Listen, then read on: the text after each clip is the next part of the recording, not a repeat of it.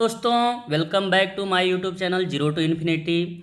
तो आज हम लोग 11 क्लास का जीओसी यानी जनरल ऑर्गेनिक केमिस्ट्री, बहुत ही धांसू बहुत ही मज़ेदार टॉपिक है ऑर्गेनिक केमिस्ट्री का।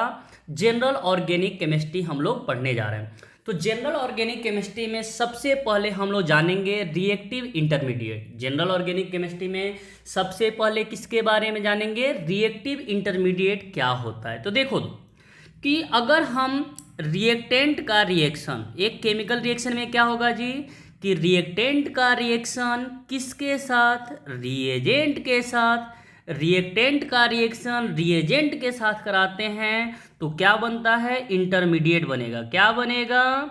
इंटरमीडिएट बनेगा। अगर हम बात करें कि रिएक्टेंट का रिएक्शन किसके साथ कराते हैं तो रिएक्टेंट का रिएक्शन रिएजेंट के साथ, रिएक्टेंट का रिएक्शन रिएजेंट के साथ कराएंगे तो क्या बनेगा? इंटरमीडिएट बनेगा। इस रिएक्टेंट को हम लोग क्या बोलते हैं? सबस्ट्रेट भी बोलते हैं। इस रिएक्टेंट को क्या बोलेंगे? सबस्ट्रेट बोलेंगे। तो मैंने बोला कि रिएक्टेंट का रिएक्शन रिएजेंट के साथ कराएंगे तो क्या बनेगा? इंटरमीडिएट बनेगा। तो सबसे पहला क्या चीज़ बनता है? इंटरमीडिएट। जिस इंटरमीडिएट को हम लोग बोलते हैं रिएक्टिव इंटरमीडिएट। ये जो रिएक्टिव इंटरमीडिएट के बाद दो यहाँ पे तुम्हारा बनता है प्रोडक्ट भी बनेगा, डिजायर्ड प्रोडक्ट भी बनेगा और साथ साथ बाई प्रोडक्ट भी बनेगा, साथ साथ बाई प्रोडक्ट भी बनेगा। तो मैंने बोला कि अगर रिएक्टेंट का रिएक्शन रीएजेंट के साथ कराएंगे, रिएक्टेंट का रिएक्शन किसके साथ? तो रिएक्टेंट का रिएक्शन रीएजेंट के साथ कराते हैं तो बनता क्या है? इंटरमीडिएट बनेगा। और इंटरमीडिएट ही तुम्हारा किस में कन्वर्ट हो जाता है? प्रोडक्ट और बाई प्रोडक्ट। क्या किस में कन्वर्ट होता है जी? प्रोडक्ट और बाई प्रोडक्ट। ओके, तो देखो एक ऑर्गेनिक रिएक्शन में क्या क्या चीज़ें हो सकता है। तो अब हम यहाँ पे बात करेंगे कि एक ऑर्गेनिक रिएक्शन जो हम लोग कराते हैं कि फॉर ऑर्गेनिक रिएक्शन में क्या होता है, क्या होता है जी। तो सबसे पहला पॉइंट क्या है कि पोलरिटी डेवलप ऑन सबस्ट्रेट। तो सबस्ट्रेट पे क्या चीज़ डेवलप होता है? पोलरिटी। पोलरिटी यानी यहाँ पे जो सबस्ट्रेट होगा उस पर पॉजिटिव निगेटिव, यानी पहला जो पॉइंट है कि सबस्ट्रेट यानी जो रिएक्टेंट है उस रिएक्टेंट पे किसका डेवलपमेंट होता है जी? तो पोलरिटी का पोलरिटी डेवलप होता है किस पे? सबस्ट्रेट पे। दूसरा क्या है कि रिएजेंट का अटैक होता है कि रिएजेंट का अटैक किस पे? सबस्ट्रेट पे। सबस्ट्रेट पे किसका अटैक होगा? किसका अटैक होगा? रिएजेंट। यानी जो रिएजेंट हम यहाँ पे ले रहे हैं, ये जो रिएजेंट है, ये रिएजेंट क्या करता है? इस सबस्ट्रेट पे अटैक कर देगा। ये जो रिएजेंट है इस सबस्ट्रेट पे अटैक करता है। तो जैसे ही रिएजेंट सबस्ट्रेट पे अटैक करेगा तब यहाँ पे बॉन्ड का फिजन या बॉन्ड का ब्रेकिंग होगा। तब क्या होगा? बॉन्ड का फिजन और बॉन्ड का ब्रेकिंग होता है। रिएजेंट क्या करता है? सबस्ट्रेट पे अटैक करता है। क्या करता है जी? अरे क्या करेगा? जो रिएजेंट है वो रिएजेंट सबस्ट्रेट पे अटैक करता है तो उसके बाद तुम्हारा बॉन्ड का फिजन या बॉन्ड का ब्रेकिंग होगा। जैसे ही बॉन्ड का ब्रेकिंग होगा तब तुम्हारा इंटरमीडिएट बनता है, जिसको हम लोग रिएक्शन इंटरमीडिएट भी बोलेंगे। कि जैसे ही बॉन्ड को हमने ब्रेक किया तो बॉन्ड जब ब्रेकिंग होगा तो बॉन्ड ब्रेकिंग के बाद कंडीशन तुम्हारा क्या होता है कि रिएक्टिव इंटरमीडिएट का फॉर्मेशन होगा। किसका फॉर्मेशन होगा? रिएक्टिव इंटरमीडिएट का। फिर हम लोग क्या करते हैं? उस इंटरमीडिएट की स्टेबिलिटी चेक करते हैं। उस इंटरमीडिएट की क्या चेक करेंगे? स्टेबिलिटी चेक करते हैं कि जैसे ही तुम्हारा रिएक्टिव इंटरमीडिएट का फॉर्मेशन होगा, उस रिएक्टिव इंटरमीडिएट के फॉर्मेशन के बाद हम लोग क्या चेक करते हैं? रिएक्शन यानी जो इंटरमीडिएट है उस इंटरमीडिएट की स्टेबिलिटी चेक करते हैं। स्टेबिलिटी के बाद ही यानी सबसे लास्ट में किसका फॉर्मेशन होगा जी? तो सबसे लास्ट में किसका फॉर्मेशन? प्रोडक्ट का फॉर्मेशन होता है। सबसे लास्ट में किसका फॉर्मेशन होगा? प्रोडक्ट का। तो मैंने क्या बोला कि अगर हम किसी भी ऑर्गेनिक रिएक्शन में क्या होता है कि रिएक्टेंट का रिएक्शन हम किसके साथ कराएंगे? रिएजेंट के साथ कराते हैं। रिएक्टेंट का रिएक्शन रिएजेंट के साथ कराते हैं तो बनता है रिएक्टिव इंटरमीडिएट। क्या चीज़ का फॉर्मेशन होगा? रिएक्टिव इंटरमीडिएट, और यही रिएक्टिव इंटरमीडिएट कन्वर्ट हो जाता है प्रोडक्ट और बाई प्रोडक्ट में, प्रोडक्ट और बाई प्रोडक्ट में। अब देखो एक ऑर्गेनिक रिएक्शन में क्या क्या कंडीशन होती है, तो पहला जो कंडीशन होता है, ये जो सबस्ट्रेट है इस सबस्ट्रेट पे पोलरिटी डेवलप होगा। पोलरिटी कब डेवलप होगा, जब रीएजेंट क्या करता है, रीएजेंट अटैक करता है किस पे, रिएजेंट किस पे अटैक करेगा, रिएक्टेंट यानी सबस्ट्रेट पे अटैक करता है। जब रिएजेंट सबस्ट्रेट पे अटैक करता है तो यहाँ पे बॉन्ड का ब्रेकिंग होगा, क्या होगा, बॉन्ड का ब्रेकिंग यानी बॉन्ड का फ्यूजन होगा। जब बॉन्ड ब्रेक कर जाएगा तब तुम्हारा किसका फॉर्मेशन होगा, रिएक्टिव इंटरमीडिएट यानी इंटरमीडिएट का फॉर्मेशन होगा। और इंटरमीडिएट जब फॉर्म करता है तब हम लोग किसके पास चले जाते हैं, उस इंटरमीडिएट की स्टेबिलिटी चेक करते हैं, कि उस इंटरमीडिएट की हम लोग क्या चेक करते हैं, स्टेबिलिटी। और स्टेबिलिटी चेक करने के बाद जो लास्ट होता है वो हम मेरा क्या बनता है, प्रोडक्ट का फॉर्मेशन होगा। क्लियर है, यहाँ तक समझ में आई बात, क्या क्या कंडीशन यहाँ पे क्रिएट हो सकता है। अब देखो जो बॉन्ड का हम ब्रेकिंग, बॉन्ड फ्यूजन या बॉन्ड जो ब्रेकिंग करते हैं, बॉन्ड का ब्रेकिंग या बॉन्ड का फ्यूजन जो होता है, क्या क्या पॉसिबिलिटी हो सकता है, क्या क्या पॉसिबिलिटी, हम लोग कैसे किसी बॉन्ड को ब्रेक करते हैं, उसकी पॉसिबिलिटी क्या है। तो सबसे पहला हम लोग जानेंगे यहाँ पे होमोलाइटिक बॉन्ड फ्यूजन। क्या जी, होमोलिटिक या होमोलाइटिक बॉन्ड फ्यूजन, होमोलाइटिक या होमोलिटिक बॉन्ड फ्यूजन। जैसे मान लेते हैं कि यहाँ पे हमने एक कार्बन और इसके साथ एक ग्रुप लगा दिया, क्या लगाया, ग्रुप, एक कार्बन कंटेनिंग ग्रुप है। अब यहाँ पे ये जो ग्रुप है, अगर इलेक्ट्रॉन जो है यहाँ पे जो इसका एक इलेक्ट्रॉन और इसका एक इलेक्ट्रॉन है, अगर ये जो दोनों इलेक्ट्रॉन जो है अगर दोनों डायरेक्शन दोनों साइड यानी इस तरह से ब्रेक हो जाए, इस तरह से ब्रेक हो जाए, किस तरह से, इस तरह से ब्रेक हो जाए कि इस ए के पास भी अपना इलेक्ट्रॉन, ए अपना इलेक्ट्रॉन लेके चला जाए और कार्बन अपना इलेक्ट्रॉन लेके चला जाए, तो एक कुछ इस तरह से फॉर्मेशन होगा। तो इसके पास एक रेडिकल आ जाएगा और इस ए ग्रुप के पास, इस ए ग्रुप के पास भी रेडिकल आ जाएगा। तो ऐसे बॉन्ड फ्यूजन को, ऐसे बॉन्ड फ्यूजन को हम लोग बोलते हैं क्या, होमोलिटिक बॉन्ड फ्यूजन। क्या बोलेंगे, होमोलिटिक बॉन्ड फ्यूजन। और होमोलिटिक बॉन्ड फ्यूजन में किसका फॉर्मेशन होता है, किसका फॉर्मेशन, अरे भाई किसका फॉर्मेशन, तो फ्री रेडिकल का। किसका फॉर्मेशन, तो फ्री रेडिकल का। होमोलिटिक बॉन्ड फ्यूजन में किसका फॉर्मेशन, फ्री रेडिकल का। क्लियर है, तो होमोलिटिक बॉन्ड फ्यूजन में किसका फॉर्मेशन, फ्री रेडिकल का। दूसरा जो हम लोग बॉन्ड का ब्रेकिंग करते हैं, हेट्रोलिटिक बॉन्ड फ्यूजन। किस टाइप का, हेट्रोलिटिक, किस टाइप का, हेट्रोलिटिक बॉन्ड फ्यूजन।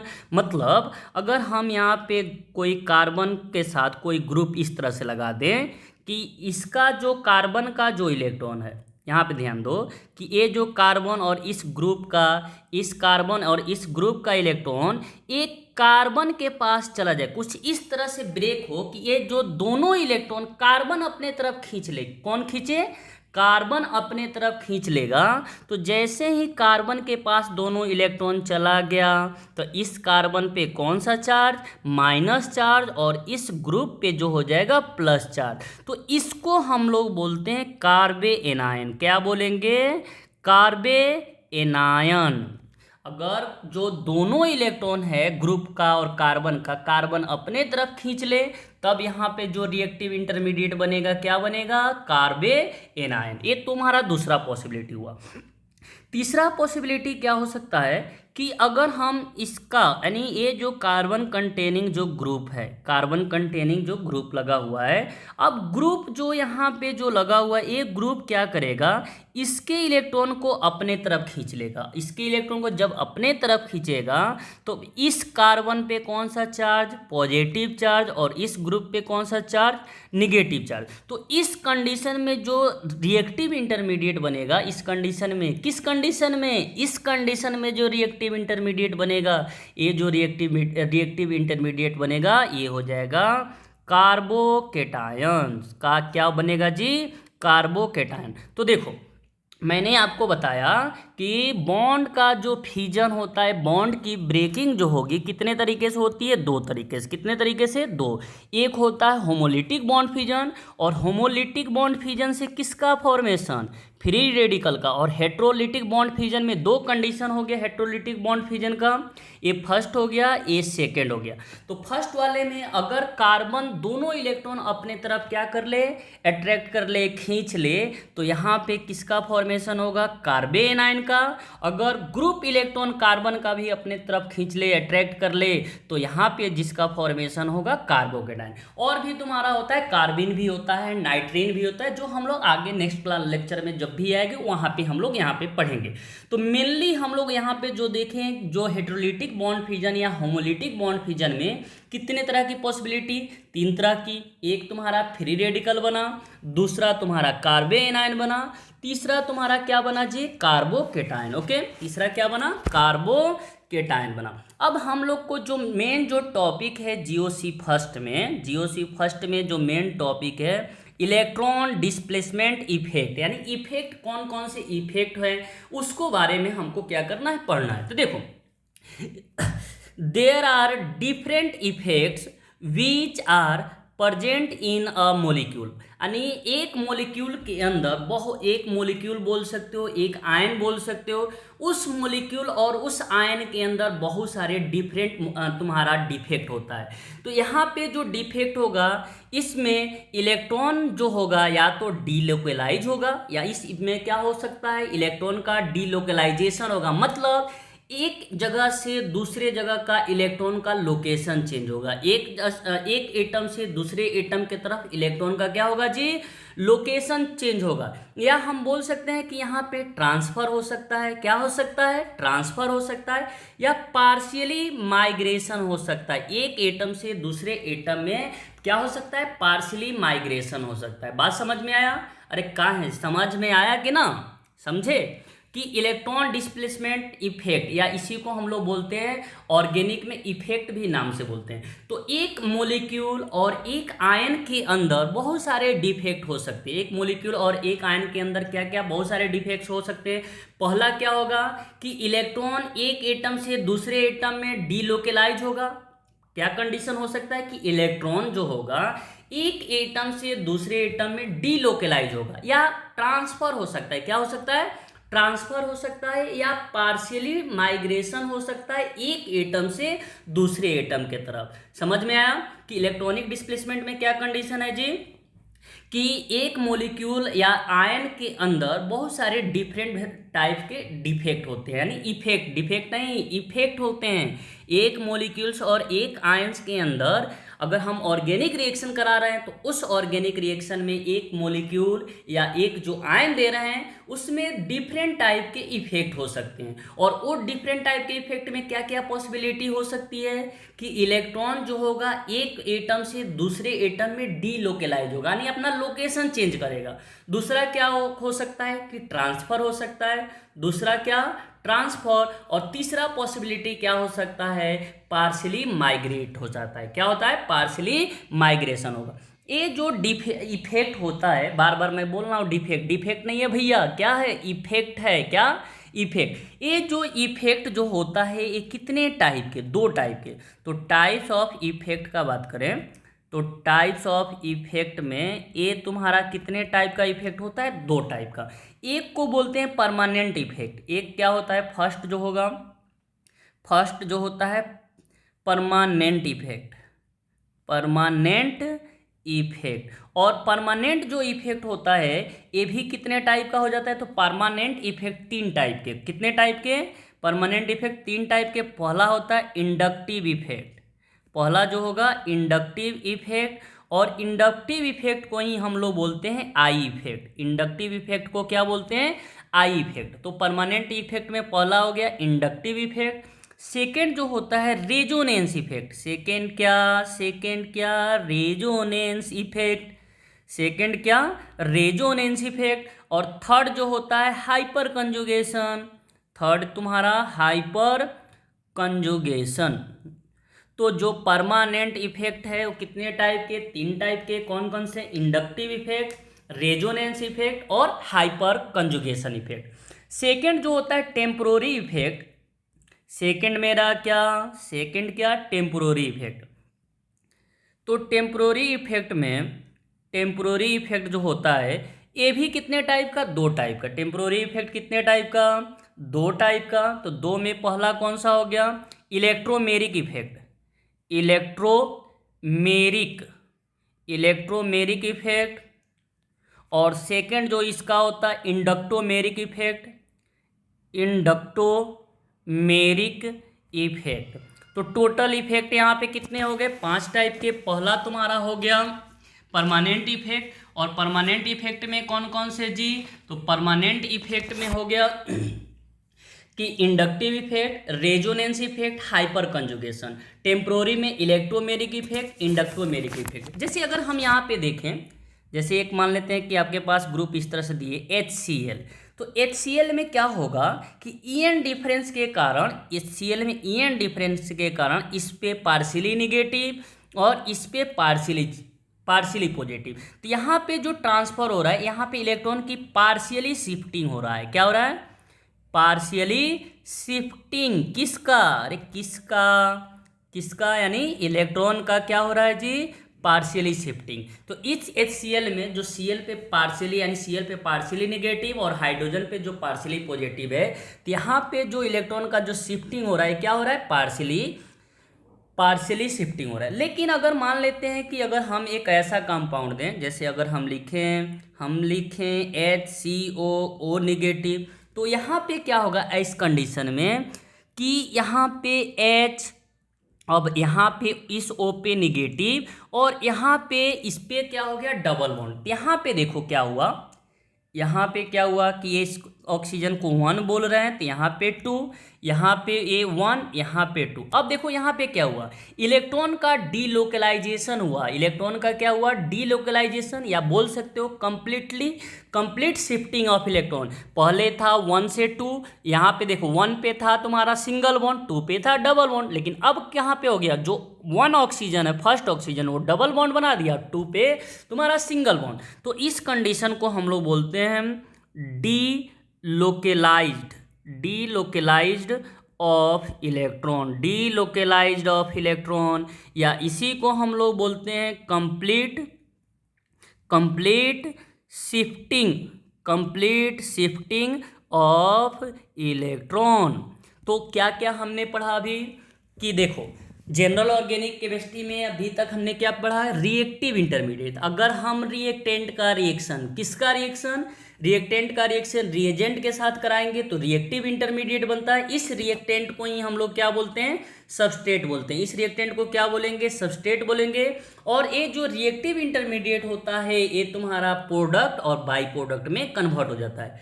मैंने बोला कि एक ऑर्गेनिक रिएक्शन अगर हम करा रहे हैं तो क्या क्या कंडीशन हो सकता है। तो पहला कंडीशन है कि polarity develop on substrate, substrate पे किसकी डेवलपमेंट होती है, पोलरिटी। दूसरा क्या होगा जी, जो रिएजेंट होगा वो सबस्ट्रेट पे अटैक करेगा। जैसे ही रिएजेंट सबस्ट्रेट पे अटैक करेगा तो बॉन्ड का ब्रेकिंग होगा, बॉन्ड का ब्रेकिंग होगा। और बॉन्ड का ब्रेकिंग कितने टाइप से, 2 टाइप से। कितने टाइप से बॉन्ड की ब्रेकिंग होती है, 2 टाइप। एक को बोलते हैं होमोलिटिक और दूसरा होता है हेट्रोलिटिक। होमो और हेट्रो।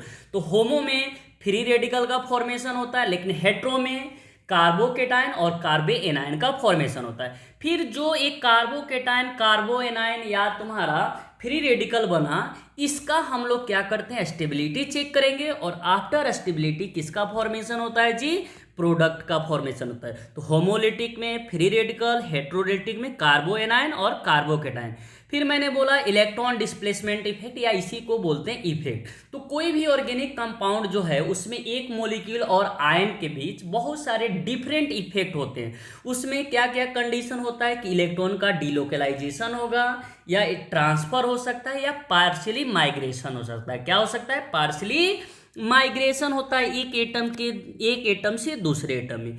ये जो इफेक्ट होता है, ये जो इफेक्ट होगा कितने टाइप का, 2 टाइप का। एक को बोलते हैं परमानेंट इफेक्ट। परमानेंट इफेक्ट कितने टाइप का, 3 टाइप का। इंडक्टिव इफेक्ट जिसको IV इफेक्ट बोलते हैं, रेजोनेंस, हाइपर कंजुगेशन। दूसरा होता है टेम्पोररी इफेक्ट। टेम्पोररी इफेक्ट कितने टाइप का, 2 टाइप का। इलेक्ट्रोमेरिक इफेक्ट और इंडक्टोमेरिक इफेक्ट। जैसे यहाँ पे HCl लिए तो HCl में क्या हुआ कि क्लोरीन के पास पार्शियली निगेटिव और हाइड्रोजन के पास पार्शियली पॉजिटिव। तो ये जो कंडीशन जो ये बना, इसमें क्या हुआ जी कि इलेक्ट्रॉन का पार्शियली शिफ्टिंग हुआ। लेकिन ये जो कंडीशन सेकेंड है, यहाँ पे इलेक्ट्रॉन का क्या हुआ, डीलोकलाइजेशन हुआ, यानी बोल सकते हैं कि इलेक्ट्रॉन की कंप्लीट शिफ्टिंग हुई। तो आई होप आज की लेक्चर पसंद आए हो। नेक्स्ट लेक्चर में हम लोग इफेक्ट जो है फर्स्ट इफेक्ट यानी इंडक्टिव इफेक्ट पढ़ेंगे, जो सबसे ज़्यादा इंपॉर्टेंट है। तो अगर आपको आज की लेक्चर पसंद आया हो तो क्या करना है, वीडियो को लाइक करना है, सब्सक्राइब करना है और शेयर करना है। यार तुम लोग नहीं शेयर करते हो ना, तुम लोग यार शेयर करते हो ना सब्सक्राइब करते हो। तो अगर ऐसा करोगे तो दिक्कत हो जाएगी ना। तो प्लीज़ मेरे चैनल को क्या करो दोस्तों, लाइक करो, सब्सक्राइब करो और शेयर करो। फिर हम लोग मिलते हैं अगले लेक्चर में इंडक्टिव इफेक्ट के साथ। तब तक दोस्तों बाय बाय दोस्तों, टेक केयर।